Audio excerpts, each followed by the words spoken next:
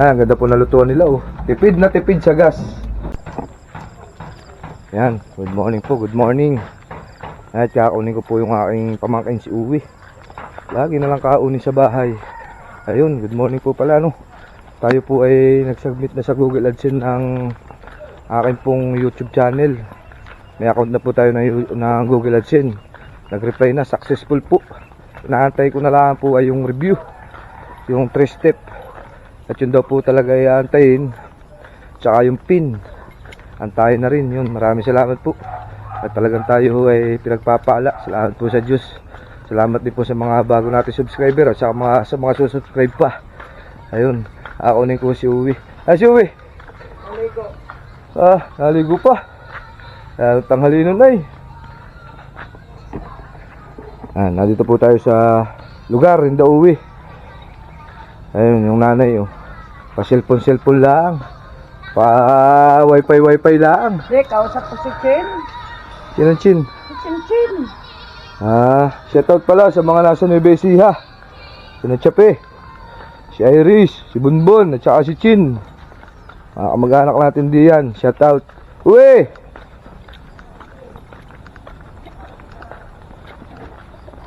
Ang bata ko nga rin anong tanghalin ay. Pasok na ako Good morning. Yun, makakapagkape pa. Wala pasok na ni.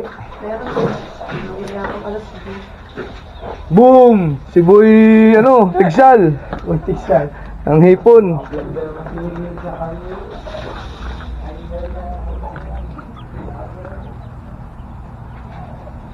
Yan, ang ganda po ng view din oh. Yan po ang lugar ng Tayabas dito sa wakas.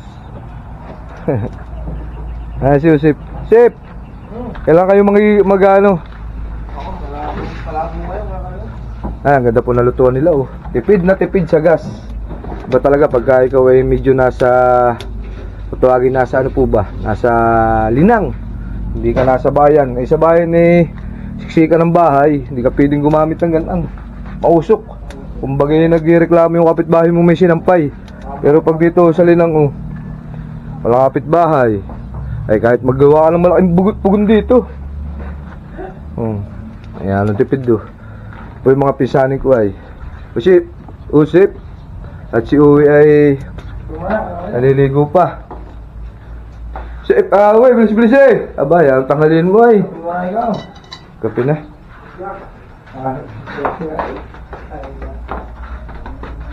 Yan, nasipag po na rin batang ari. Ari po yung nangihigsal pa nangunguha ng hipon. Mamisan ay ako isasama sa kanila para tayo ay meron ding pang-ulamin. Abay, malaking bagay. Hindi ka na po bibili. Kumbaga magtatrabaho ka lang bilang gabi. Kaya maninigsal.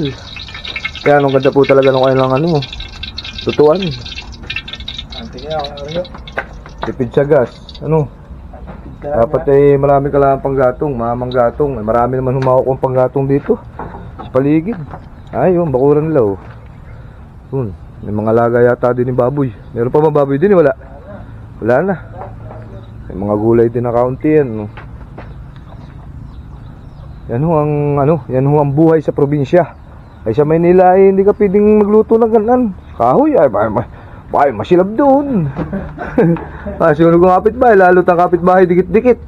Kaya maganda ho din sa lugar nila Tanaw pang bundok Banahaw. Ayun, tanaw.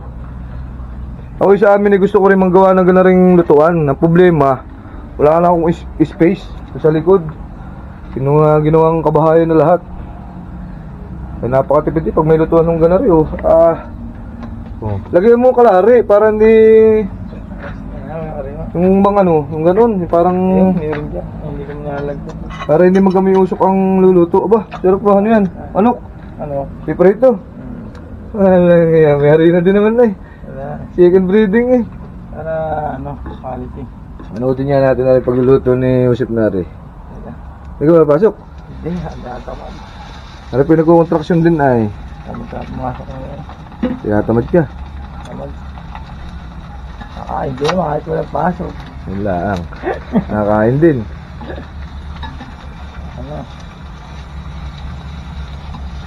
Prito ng manok kayo. Sarap ng ulam ba? Ngayon may ano.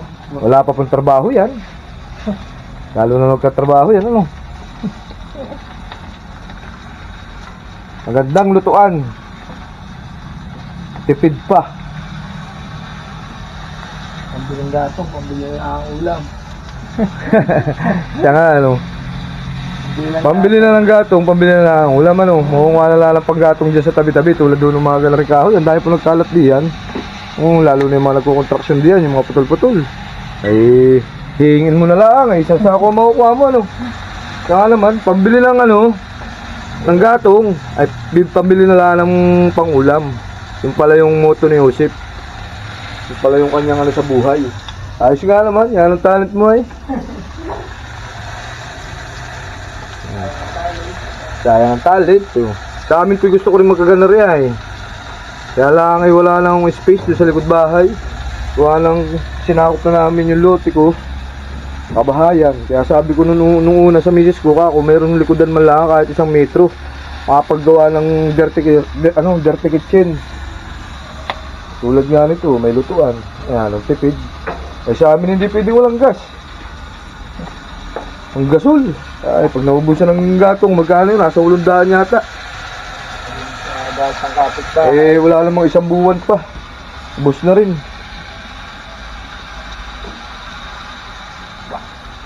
Parang nasiling. Kasi kasi. Ha? Parang nasiling ng gatong. Oo nga, mas malakas pa. Kasi baka nga masunog. Wala naman ang balak ay kulay itim.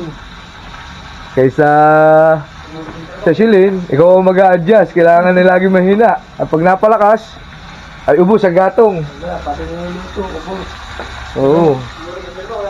Ha?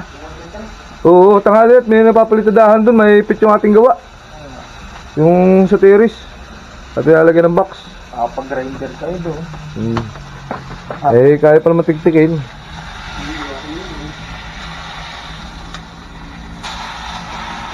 Tapos ka rin yun ano kayo. Ba't dito binubungan kayo ano? Ha? Kaya dito binubungan.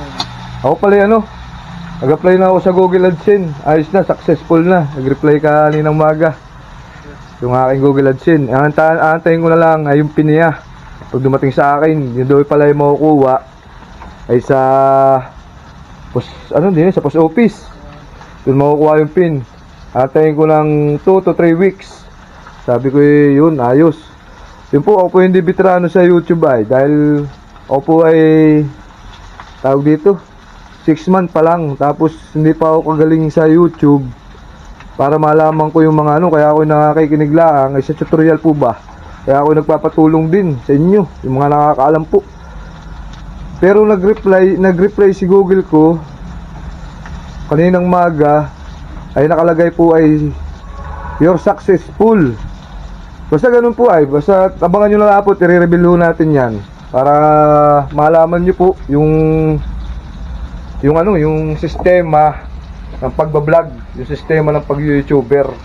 Dahil ako po ay kumbaga sabi ko nga sa aking buhay, minsan lang tayo dadaan dito sa mundong ibabaw, ay gagawin ko po souvenir at dapat ay mapakinabangan po natin. Unang-una ho ay sa pamilya.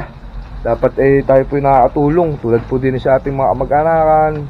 Kahit pa paano po ba tulad ng ibang mga vlogger na nakaka-inspire, na namimigay sila halos talagang kita nyo naman namimigay ayun, yun po ay mission ko rin sa aking pagbablog. Kaya sabi ko nga po ay tayo ay dapat ay mamonetize. At hindi naman po para sa akin, para po sa mga nasa paligid ko na kahit pa paano po mabibigyan natin ng kaunting tulong. Ano po, ganun lang po naman ang aking hangarin sa buhay. Kaya maraming salamat po sa mga bago kong subscriber. At tayo po ay nautay-utay na dami-dami na. Ay talagang nagsimula po ako sa zero subscriber. Ay ngayon po ay 6 months ako nagbablog. Nakamit ko na po yung halos 1,000 subscriber. At nag-email na rin si YouTube na yun nga, i-apply ko. Kaya kagabi yung tulungan namin ng bayaw ko, yung po si Kevin, shoutout sa iyo. At nag-reply na successful daw. Hintayin ko na lang yung 3 step na review. Kaya doon po sa mga nakakaintindi at nakakaalam, pwede yung patulong. Kumbaga po ako po hindi nga po veterano sa ganar eh. Oo, at di naman ako nag-aral ng computer ako po electrician. Di vocational course pa. Tapos nung mga taon na nagdaan, ang dami kong project na Manila, hindi ko po naisipang mag-vlog ng electrical. Ngayon po nung kami nagtinda ni Mrs., kaya kami umpisa ako ng pagbablog sa bundok, pagtitinda namin. Kasi nga po, para maging souvenir, kumbaga po ay yung maging may papamana ko sa aking anak at sa magiging anak ng anak ko. Pagmamalaki ho nila na, yan ang lolo mo, vlogger nung araw. Yun po ang aking sabi ko, ayos nga naman So yun, tayo po ay nautay-utay na. Magpapamonetize na po tayo, natin na lang natin yung 3 step, yung review. Ano po, ako po yung magpapaalam na at magtatrabaho po na kami ni Uwe. Ako po yung napapasyalaan din sa lugar po ng aking kamag-anakan at ang lutuan nila ay talaga napakatipid, sulit. Ano po, yan, lagi nyo pong tandaan. Kasi ikaw ba, magsasatot ka, baka isasatot mo yung mga tropa mong kontraksyon. Huwag na mahiya. Ikaw nga. Ayan, tama po, nahihiya po Isang araw na lang. Basta ganito na lang po lagi nyo tatandaan. Ingat tayo always and God bless. Bye.